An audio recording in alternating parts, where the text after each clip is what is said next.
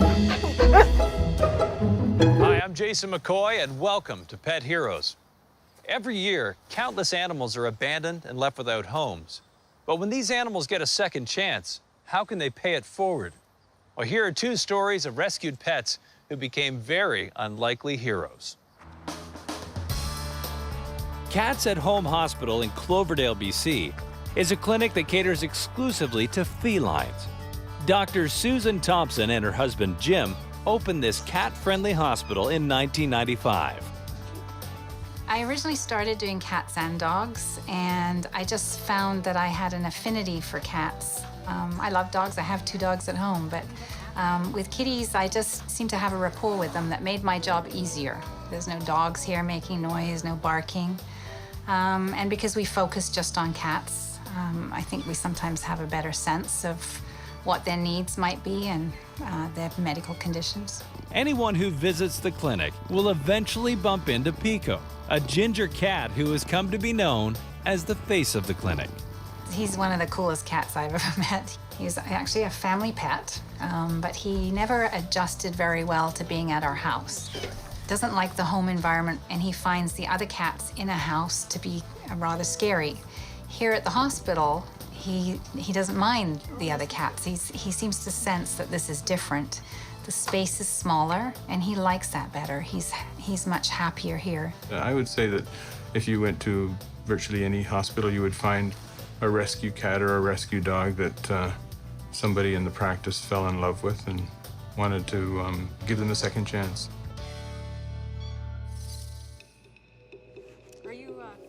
Pico's second chance came very early in life.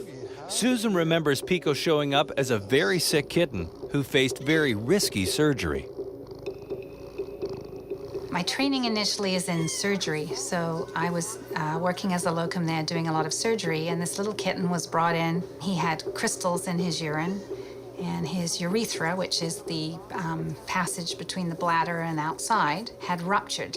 He was very tiny, probably about 12 weeks old, and because I had done the surgery a lot, never in such a tiny kitten, my colleague and I, we just decided we'd give it a try, and if it worked, great. And it did, amazingly. So that's how he came into my life. He's so sociable here at the hospital. It's like this was his job that he was born to do, and he loves meeting the people up front. But Pico is much more than just a friendly cat. He's an integral member of the clinic's medical team. When we would need to show someone how to pill their cat, we just take Pico out and show them how to pill a cat with Pico, because he allows us to do anything with him, and it makes it look really easy. He loves meeting the people up front. He doesn't hiss at any of the other cats, the patients that come in. He's very respectful, leaves them alone. He loves to lay on the front desk, just greet people when they come in. It's a great client relation tool, that's for sure. He's the boss. If he wants to sit down in my chair, he sits down in my chair. Don't you, buddy? Hey? Jeff Wheeler's cat, Louie, is one of many cats that can be thankful Pico is always there. Come on, bud. There's a good boy. Louie was an amazing case. And they were very worried one night because Louie had bled from his foot. And he didn't have a wound. They couldn't see any reason for it, but there were bloody footprints all over the house. Well, I talked to my mom, who's had a lot of experience coming in here with her other cats, and she suggested we bring them in here right away, and that was fine with me. I was pretty much ready to take any help we could get. At first, they said that they thought it was a burn of some kind. A mess. There, Linda. Yeah.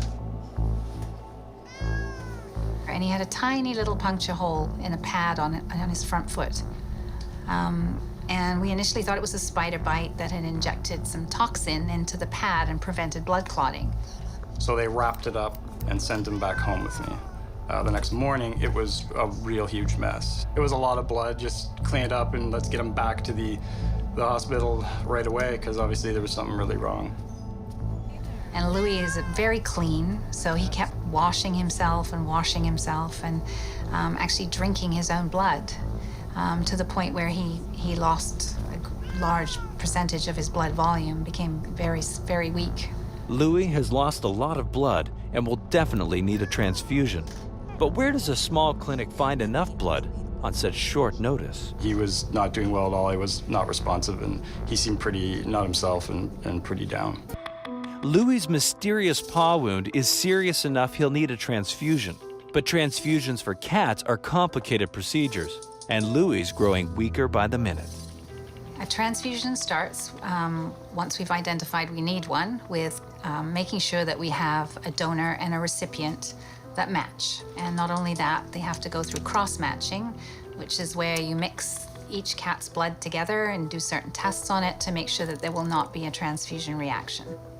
A transfusion reaction would destroy the blood that was donated into the cat, and so render it useless. The most common blood type is A, and Pico is an A. He's probably done about 10. Didn't start till he was about 5, and he's 13 now. The last one he did was, I would say, about a year and a half ago. Wendy McClellan, a doctor of veterinary medicine, offers insight into blood transfusions for pets. Blood transfusions in animals are interesting. There's a big difference between dogs and cats. With dogs, there's several different types, and you can have kind of a universal donor in dogs. But with cats, they're either born type A or type B, and they're born with what's called alloantibodies against the other type. So you absolutely cannot do a blood transfusion in a cat without typing them first.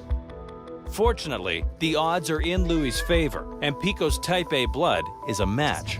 Now it's a race against the clock, and Pico knows the drill. Whatever he's doing, he stops doing it, and within about 20 minutes, we can get the blood from Pico, and maybe another 5 minutes to start getting it into Louie. And at some points, it is that critical. There isn't a lot of time. She collects 60 cc's, so that would be 3 20cc syringes. They don't have a lot of blood volume. The most you want to take out of a cat is 20% of their blood volume, and in a 10-pound cat, that amounts to 250 mils or a cup. So there's really not a lot you can take, and if they have underlying disease, it can really put the donor at risk. Even if the transfusion is a success, there's new complications for Louie. We found out that he had hemangiosarcoma, which is a blood vessel cancer, and that's where the bleeding was coming from. And though it's something of a relief for Jeff to finally know the cause of Louie's bleeding, the treatment options are very limited. Well, I think they pretty much said they wanted to amputate his arm at that point, and I haven't had any experience with animals that have really their arms amputated, so I was kind of freaked out. In cats, we always amputate the entire limb. Because cats do very well, are very agile. Jeff accepts amputation as the best option. Now, there's not much more he can do but wait and hope for the best.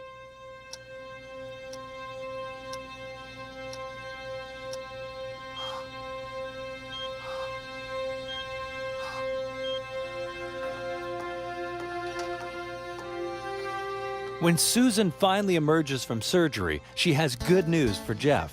Louie should make a full recovery. He's been almost better than he was before. He does everything he used to, runs all over the place. He's really, really happy. I'm really happy that we've been able to have him for this much longer. Cats do really well with 3 legs. Lucky is, I'm not sure the right word, but we were able to save his life. Barbara Walmer is head of animal behavior at the Calgary Humane Society, an organization that helps thousands of rescue animals each year. Anytime an animal can impact another animal's life, it is definitely a heroic action. Do they fully know that they've necessarily saved a life? I don't know. But it is very neat to see that unfold in front of our eyes, because sometimes us as humans don't do the same thing.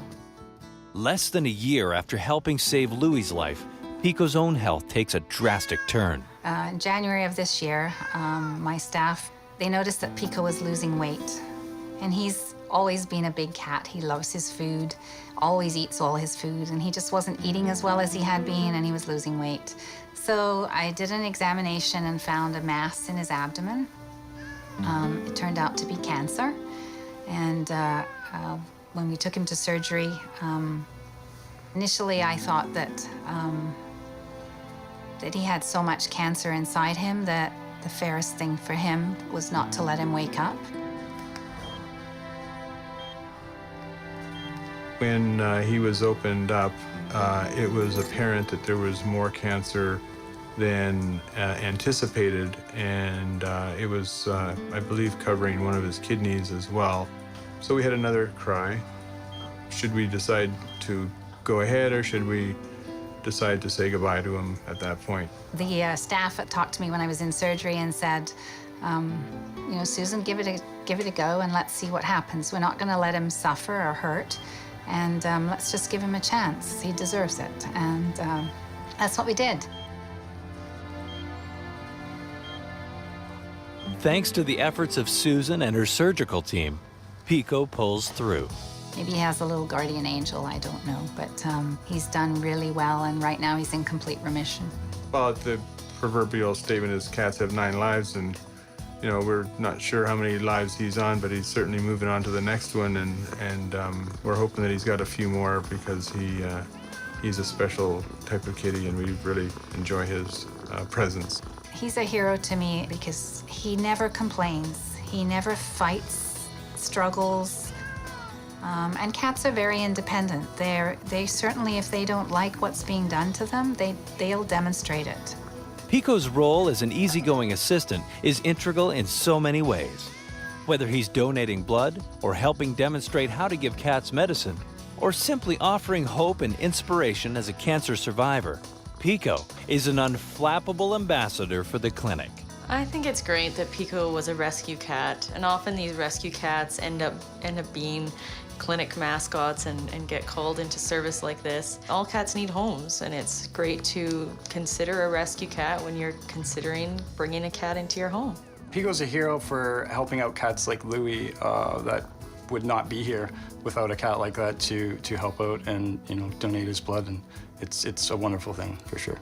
He's demonstrating to my clients, to my cat owners, that bad things happen, but they can have a good outcome. And maybe at some point that will be useful for them in their cat's life. Maybe they'll get a bad diagnosis and remember Pico and give their cat a chance. He certainly is amazing. We just saw how Pico, a rescued cat, played a vital role in saving the lives of other cats.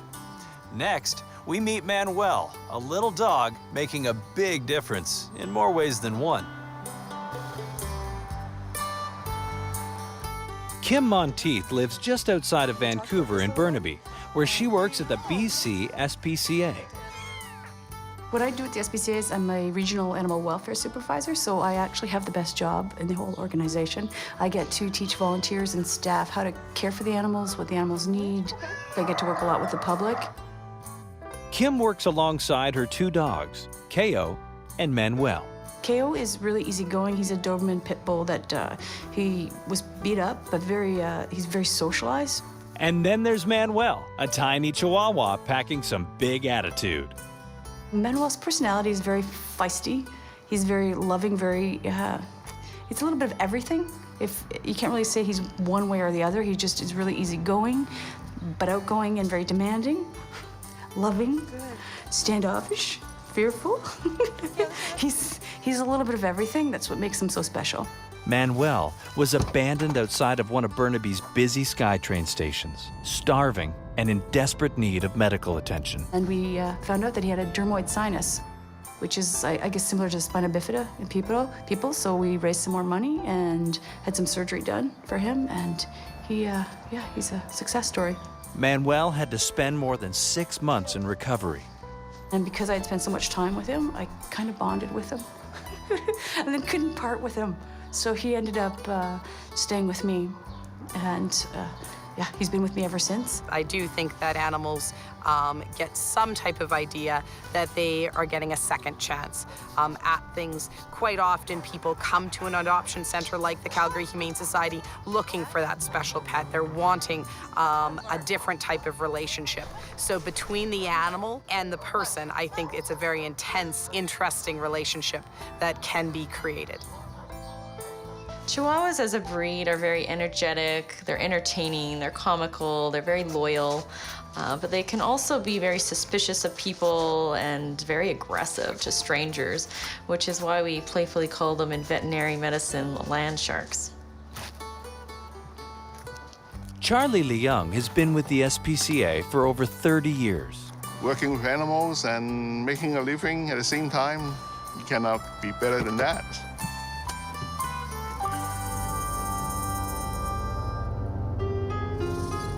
Charlie was on duty the day Manuel became a key player in a very unique rescue operation.